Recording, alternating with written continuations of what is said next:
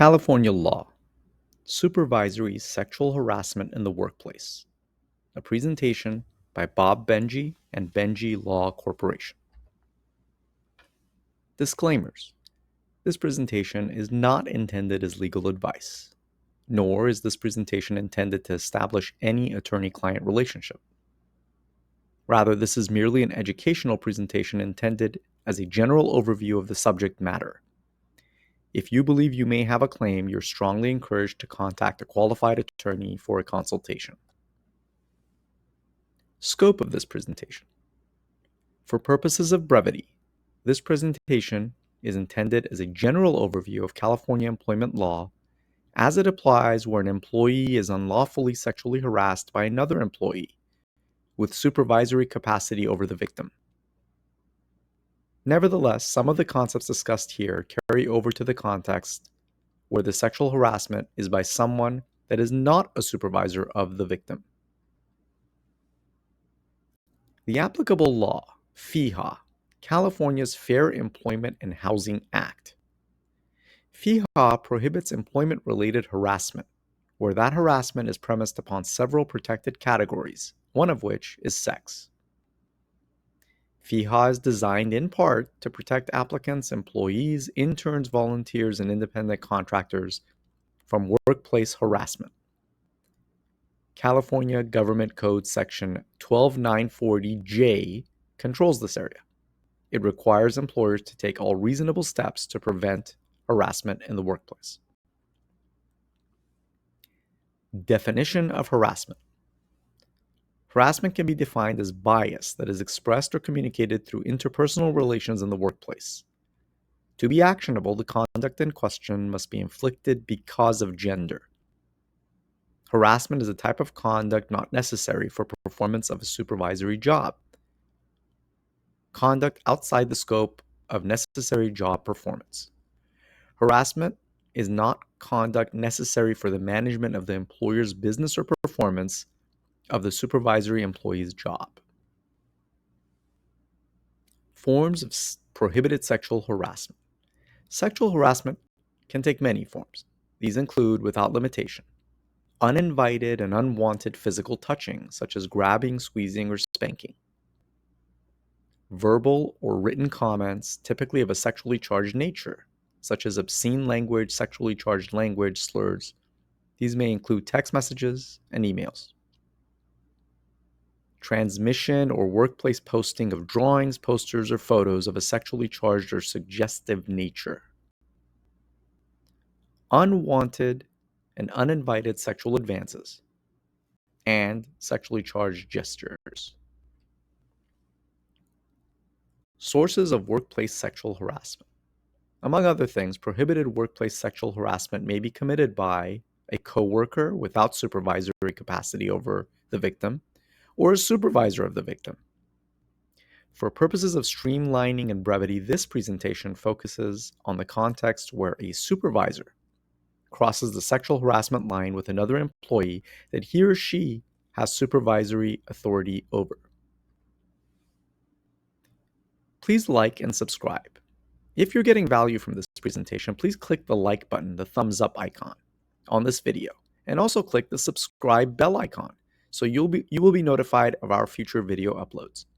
Doing so helps the YouTube algorithm cause this video to get more wider circulation and distribution, helping us tremendously.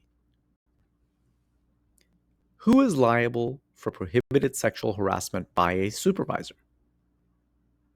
Both the employer and the supervisor, him or herself. This means that the victim can bring a claim against both or either. Why does the supervisor status matter? Under FEHA, the employer is strictly liable for sexual harassment by any employee that falls within the supervisory category. This means that it is much easier to peg liability on an employer where the harasser was a supervisor of the victim. Strict liability is a more direct path to prevailing against the employer than the traditional negligence path, which burdens the plaintiff to demonstrate knowledge by the employer that the sexual harassment was occurring and a failure to take timely corrective action. The negligence path applies where the harasser was not a supervisor of the victim. For example, where a non-supervisor harasses another employee. But in the context of a supervisor, there's the easier path, which is called the strict liability path to liability. Who is a supervisor for purposes of sexual harassment? A supervisor is legally defined as any person with authority to hire, transfer, promote, assign, reward, discipline or terminate an employee, or recommend any of the foregoing. It's also a person, it may also be a person who has responsibility to act on grievances or recommend action in that regard, or it is a person with responsibility to direct daily work activities. Any one of those three categories we just discussed would qualify the person as a supervisor. In order to qualify as a supervisor, his or her exercise of authority or responsibility must not be merely routine or clerical. Rather, it must require the use of independent judgment on the part of the would-be supervisor. So what about the role of motive? In order to be legally actionable, it is not necessary that the conduct in question be motivated by sexual desire. Sexual harassment occurs when sex is used as a weapon to create a hostile work environment, even in the absence of a motivation for sexual desire or satisfaction. The plaintiff must show that the conduct took place because of plaintiff's sex, for example, because she's a woman or because she's a man. This means that even a heterosexual male may have a sexual harassment claim if his identity as a heterosexual male is used as a tool of workplace harassment, even in the absence of any sexual desire or motivation for sexual pleasure. The conduct, however, must be severe or pervasive. In order to be actionable, the conduct in question must be severe or pervasive, not necessarily both. Conduct must be so extreme that it alters the conditions of employment and creates an abusive working environment. This is both an objective reasonable person test and a subjective test as to this specific employee. More on that to follow. To summarize, the conduct must make it more difficult for the employee who is bringing the claim to do his or her job. This is a fact-intensive analysis. Depending on all the facts, even a single incident by a supervisor can be sufficiently severe to constitute actionable sexual harassment. Factors considered for the severe or pervasive analysis. The trier of fact, whether that be a judge, a jury, or an arbitrator, must consider the totality of the circumstances in determining whether the conduct in question is sufficiently severe or pervasive to rise to the level of creating a work environment that is sufficiently hostile, intimidating, offensive, or abusive to be legally actionable. The factors considered include, among other things, the nature of the conduct in question, how often and over what period of time that conduct occurred, the circumstances surrounding the conduct, and whether the conduct was physically threatening or humiliating. And that's just a sampling of things to consider. The objective plus subjective test that applies. Both of the following must be satisfied in order for the conduct to be actionable. It must satisfy both an objective test and a subjective test.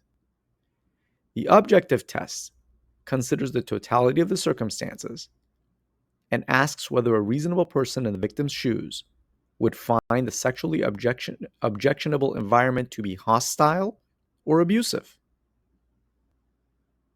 If the answer to that question is yes, then we move forward to the second part of the test, the subjective test, which asks whether this specific employee, plaintiff, or claimant subjectively perceived this workplace as hostile or abusive as a result of the conduct complained about.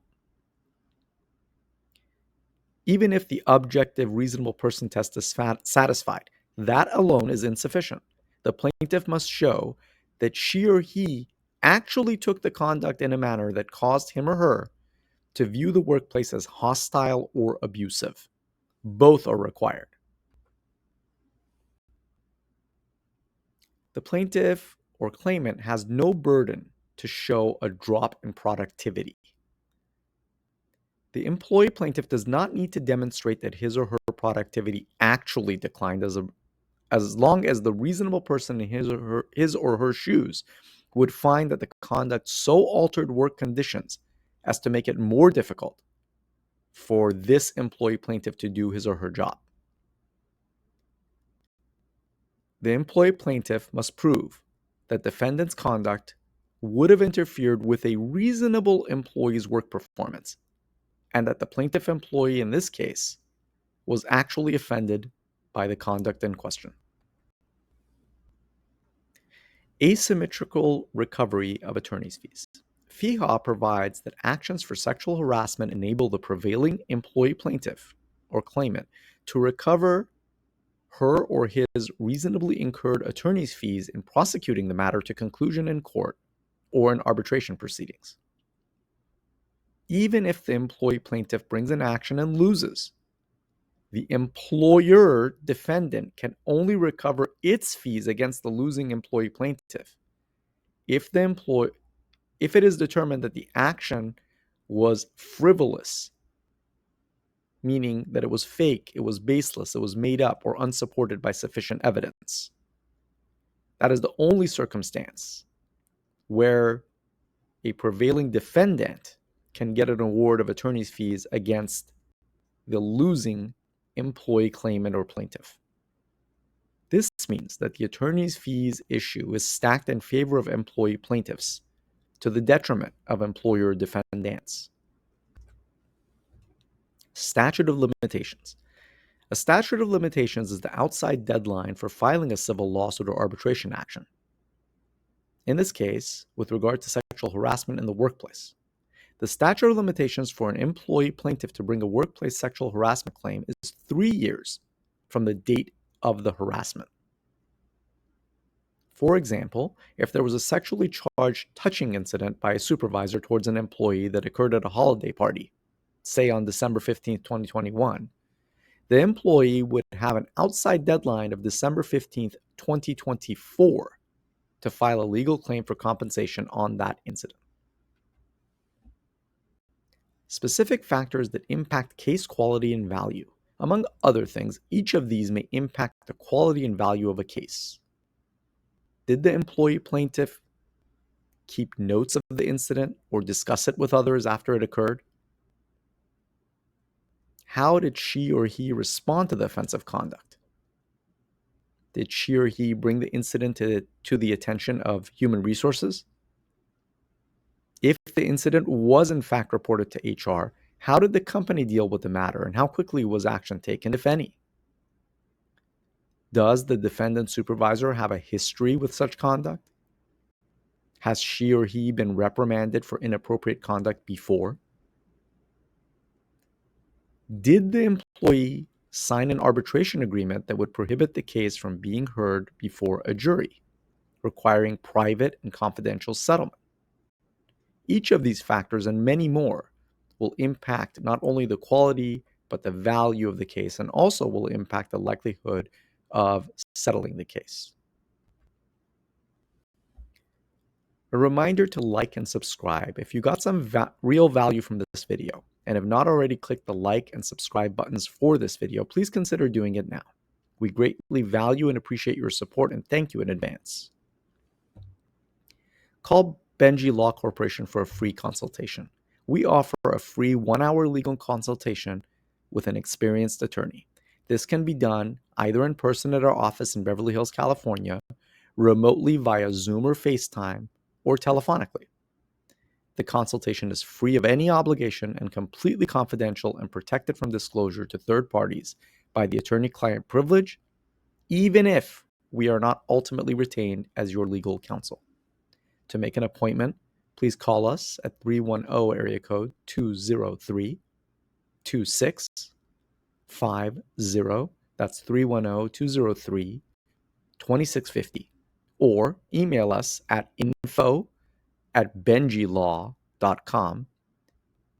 That's info at benjy like yellow law.com.